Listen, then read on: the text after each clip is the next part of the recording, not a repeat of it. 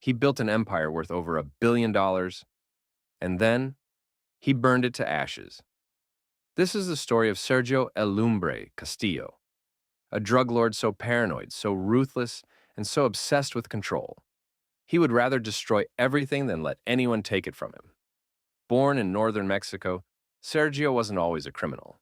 He grew up poor, the son of a struggling mechanic. But even as a teenager, he had ambition. Not the kind of ambition that gets you into college, the kind that gets you shot.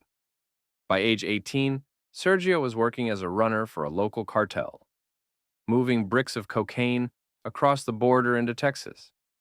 But he wasn't just another street kid. He was smart, quiet, calculating. In just 6 years, he climbed the ranks. And by his late 20s, he ran his own crew. By 30, he was sitting at the table with the bosses. But El Lumbre didn't stop there. He broke away, took his best men, and started his own operation.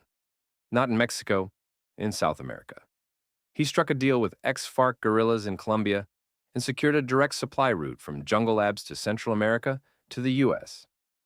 No middlemen, no leaks. It was the most secure pipeline anyone had ever seen. In less than 5 years, Sergio became a billionaire.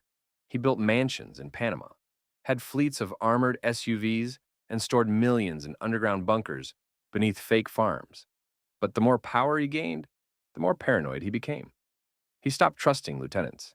He changed phones every day. He even killed his own cousin, just for talking too much at a wedding. Then came the tipping point. In 2019, one of his most trusted smugglers, a man named Raul El Conejo Vargas, disappeared in Guatemala. At first, Sergio thought he was dead. Then, he saw a photo. It was blurry, grainy, taken from a drone, but the face was clear.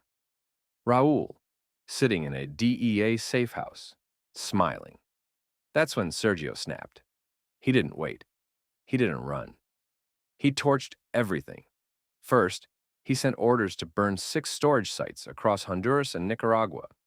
Then, he detonated 2 underground vaults using C4, personally wired by his inner circle.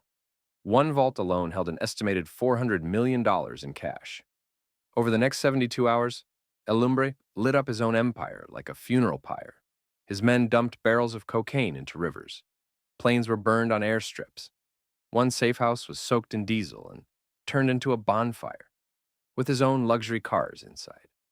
Why? Because in his mind, no one would steal from him. Not the government, not rats, not even the world. And if he couldn't control it, he'd make sure no one else ever could.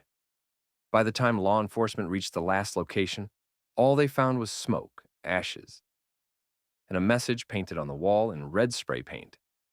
I am the fire. Sergio Castillo vanished. Some say he died in the final explosion, suicide by fire. Others believe he escaped to Venezuela under a new name. A few even claim he's hiding in the Andes, rebuilding, waiting. But here's the thing. Years later, satellite scans showed unusual heat patterns in the Colombian jungle, right where El Lumbre's labs used to be. So ask yourself, was it just wildfires, or is the King of Fire lighting the match all over again?